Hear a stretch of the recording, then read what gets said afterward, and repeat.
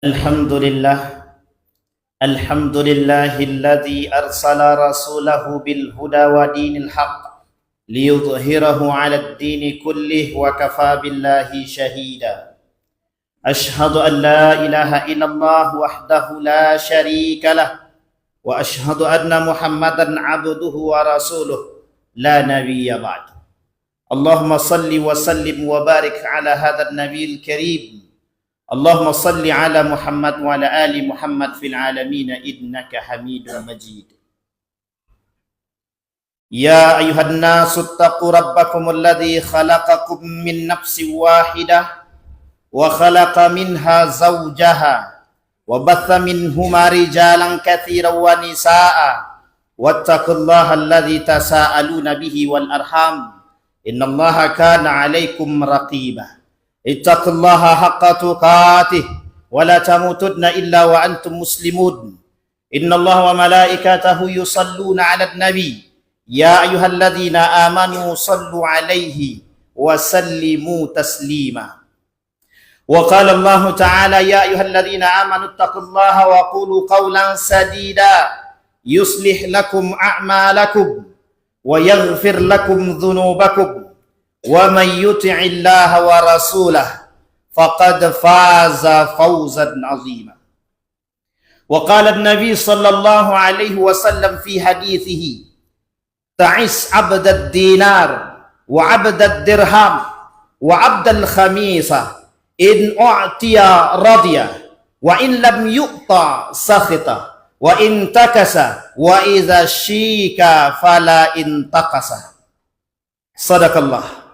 Puji syukur kehadirat Allah atas limpahan rahmat dengan mengucapkan alhamdulillahirabbil alamin. Berselawat kepada Nabi dengan mengucapkan Allahumma salli ala Muhammad wa ala ali Muhammad fil alamin innaka Hamidum Majid. Baginda Nabi Muhammad sallallahu alaihi wasallam berkata dalam hadisnya, Ta'ish abdad dinar. Hiduplah di muka bumi ini, kelak akan ada manusia yang hidup seperti abdad dinar, menjadi hamba dinar. Hamba dinar artinya menghambakan emas. Mereka menghambakan abdad dirham. Mereka menghambakan diri mereka terhadap perak. Mereka menghambakan diri mereka kepada abdal khamis.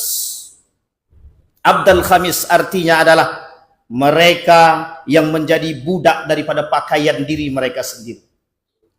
3 poin ini menjadi nilai utama bagi manusia hari ini. Mereka memperjuangkan kehidupan mereka.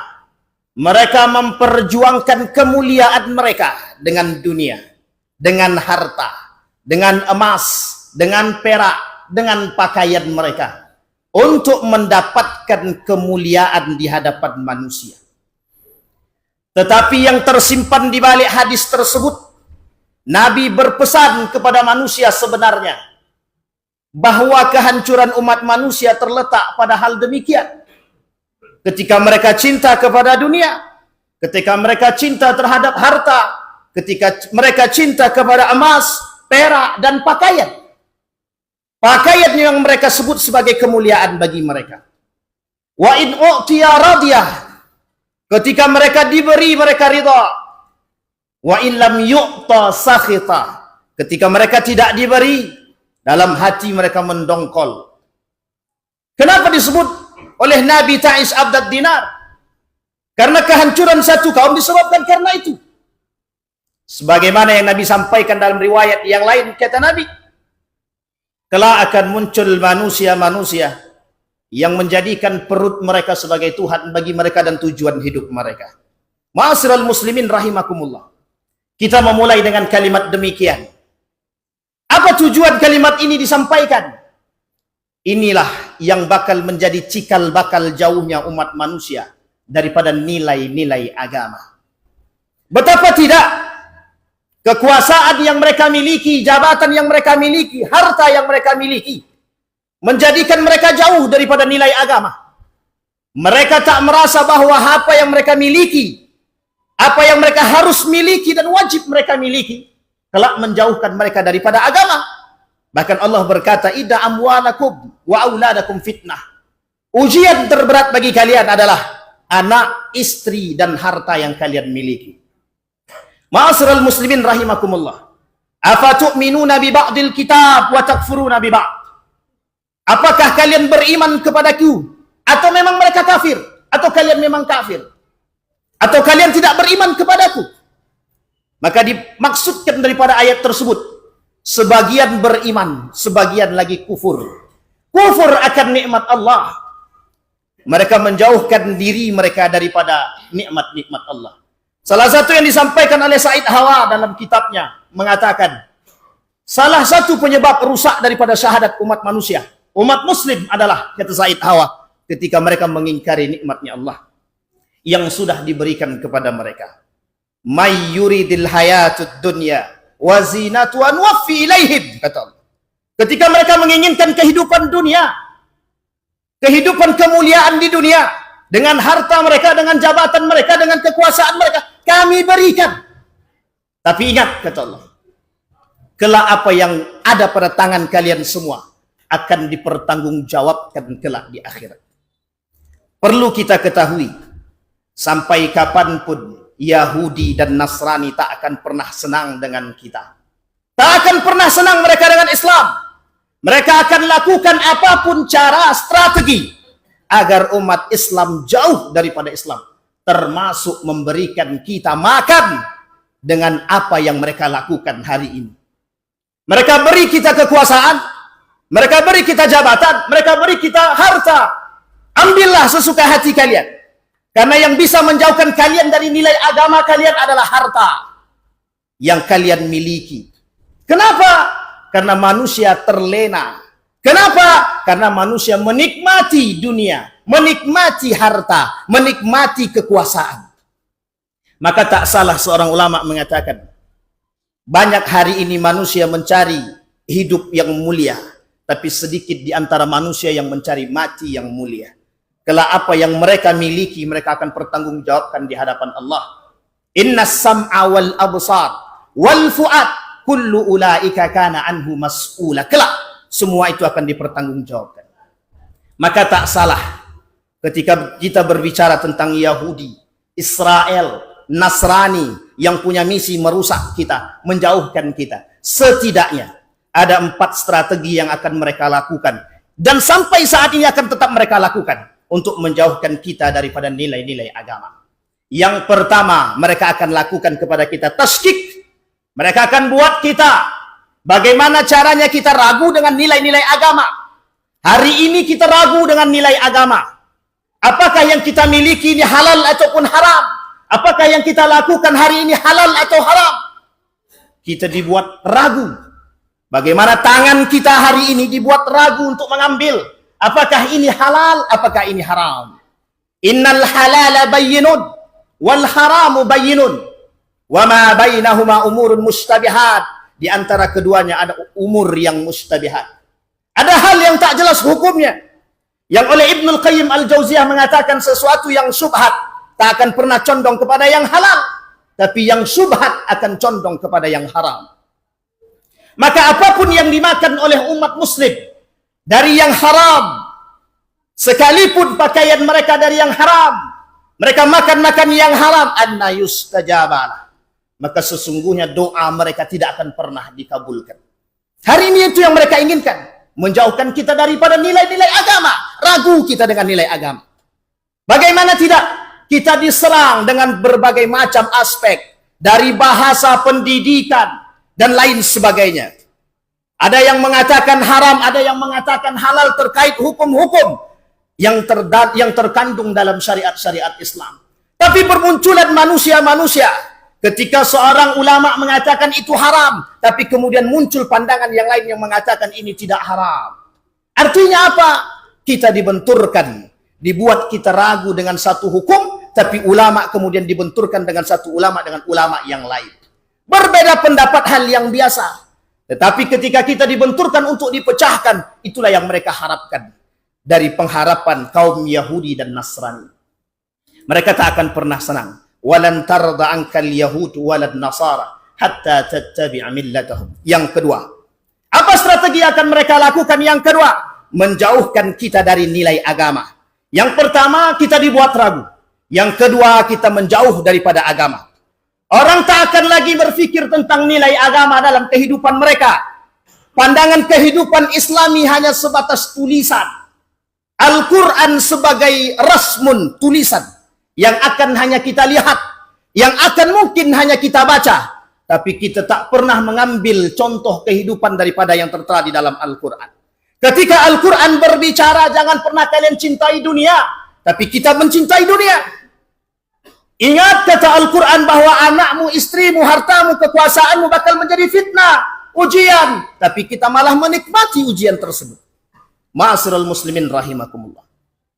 Mereka tahu, Yahudi mengenal, Israel tahu, mereka membaca Al-Quran.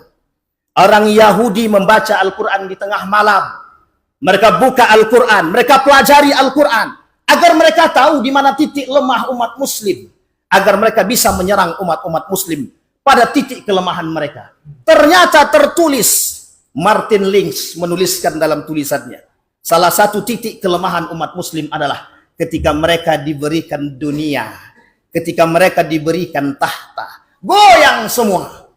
Sehingga apa? Dengan apa yang mereka miliki, justru mereka rela meninggalkan agama. Mereka rela meninggalkan nilai-nilai agama hanya demi kepentingan mereka, demi dunia mereka, dan demi segalanya. Kemudian yang ketiga, taghrib, yang disebut sebagai westernisasi. Artinya apa? Peradaban. Artinya apa? Kita dituntut untuk mengikuti peradaban-peradaban barat. Taghrib, westernisasi. Perang antara barat dan timur sudah terjadi dari dulu. Ketika Islam berjaya, Eropa tidak pernah menerima, barat tak pernah menerima, Yahudi tak suka. Kenapa tak suka? Karena mereka merasa bahwa Islam telah melecehkan mereka. Padahal tidak. Islam berjaya tidak pernah diakui oleh ilmuwan barat. Bahkan mereka katakan dark age, itu masa kegelapan bagi kami. Tetapi di masa itu Islam berjaya. Bermunculan para ilmuwan-ilmuwan muslim. Tapi apa yang terjadi pasca runtuh Turki Utsmani? Kita umat Islam direbut kembali nilai-nilai kita. Dijauhkan kita kembali daripada nilai-nilai keislaman kita. Apa yang terjadi?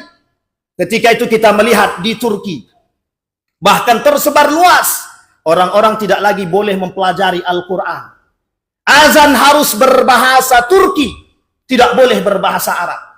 Orang yang datang ke Eropa dengan nama yang berbau Islam, mereka singkirkan. Tak boleh. Harus tidak ada bau-bau Islam. Bayangkan kebencian mereka terhadap Islam. Ketika pasca runtuh Turki Utsmani. Apa yang terjadi dengan Islam ketika itu? Islam redup, turun. Bahkan sampai hari ini, umat Islam belum tersadar bahwa diri mereka sedang digerogoti oleh kelompok-kelompok tertentu yang menginginkan kehancuran kita. Ma'asyiral muslimin rahimakumullah. Saatnya kita kembali dalam kesadaran kita. Saatnya kita kembali mengangkat dan meninggikan nilai-nilai agama kita. Yang sadar, yang harus, yang punya kepentingan, yang mengerti, yang berkewajiban. Bahkan kita umat muslim berkewajiban meninggikan nilai-nilai agama. Bahkan pasca runtuh Turki Utsmani, itu kelihatan bagaimana umat muslim dihabisi ketika Ratu Elizabeth melihat seorang wanita dan laki-laki, jika telinganya bersih bunuh, itu mesti umat muslim. Artinya apa? Ketika mereka berkuasa, mereka tidak suka dengan Islam. Sekarang bermunculan Islamfobia. Siapa mereka Islamfobia? Mereka yang anti terhadap Islam. Mereka yang anti terhadap nilai-nilai keislaman. Bahkan bermunculan kelompok-kelompok murjiah yang dulu sudah tertanam rapat. Hari ini bermunculan neo-neo murjiah. Orang-orang yang berkarakter seperti kelompok-kelompok murjiah yang tak senang dengan nilai-nilai keislaman. Ma'asyiral muslimin rahimakumullah. Setidaknya kita umat muslim hari ini harus menyadari betapa kita hari ini sedang dikerumuni orang-orang yang hendak menghancurkan kita. Nabi mengatakan dalam riwayat yang lain, kata Nabi, kelak umat Islam itu dikerumuni oleh orang-orang yang ingin menghancurkan mereka. Minoritas, tapi mereka ingin menghancurkan kita. Kemudian sahabat bertanya kepada Nabi, apakah ketika itu kami sedikit? Tidak, kata Nabi.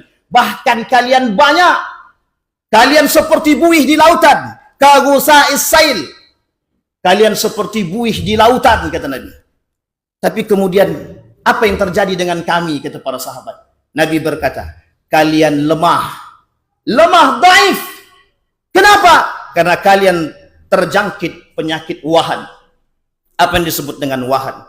Mereka cinta terhadap dunia dan benci dengan kematian. Ma'asyiral muslimin rahimakumullah. Merujuk kepada apa yang kita sampaikan hari ini. Ketika Imam Al-Ghazali berkata dalam syairnya, kata Imam Al-Ghazali yang artinya adalah kecintaan manusia terhadap dunia adalah ambang daripada kehancuran manusia itu sendiri. Ma'asyiral muslimin rahimakumullah.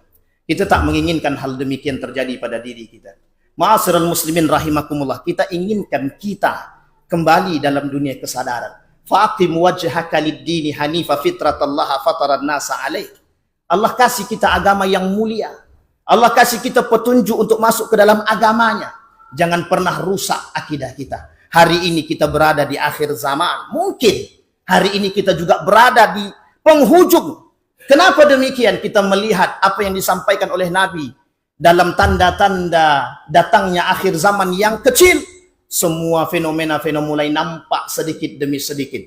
Menjaga akidah pada saat seperti ini adalah hal yang sangat-sangat berat. Karena kita dikerumuni dengan fenomena-fenomena yang menyebabkan kita jauh dari agama. Fa'tabiru ya ulil absar la'allakum tuflihun. Allahumma salli wa sallim wa zid wa an'im wa tafaddal wa barik بجلالك وكمالك على سيد عبادك أبي قاسم سيدنا ومولانا محمد صل وسلم ورضي الله تبارك وتعالى عن كل صحابة رسول الله عليهم أجمعين.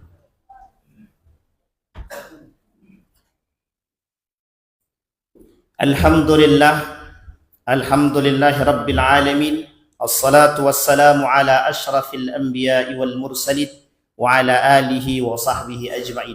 Allahumma salli wa sallim wa barik ala hadha nabiyil karim. Allahumma salli ala Muhammad wa ala ali Muhammad fil alamin innaka hamidum majid. Ittaqillaha haqqa tuqatih wa la tamutunna illa wa antum muslimun. Innallaha wa malaikatahu yusalluna ala nabi. Ya ayyuhalladzina amanu sallu alaihi wa sallimu taslima. Allahumma ighfir lil muslimina wal muslimat wal mu'minina wal mu'minat birahmatika ya dzal jalali wal ikram. Allahumma a'idna ala dzikrika wa syukrika wa husna ibadatik.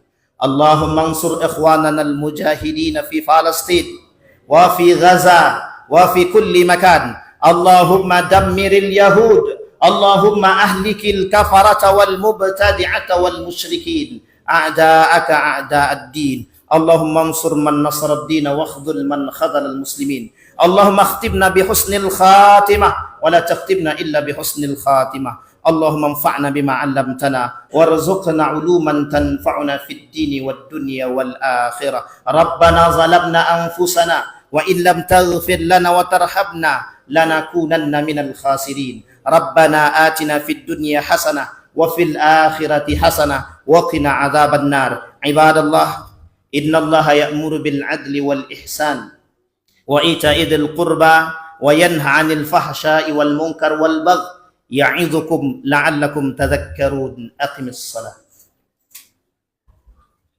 Allahu akbar.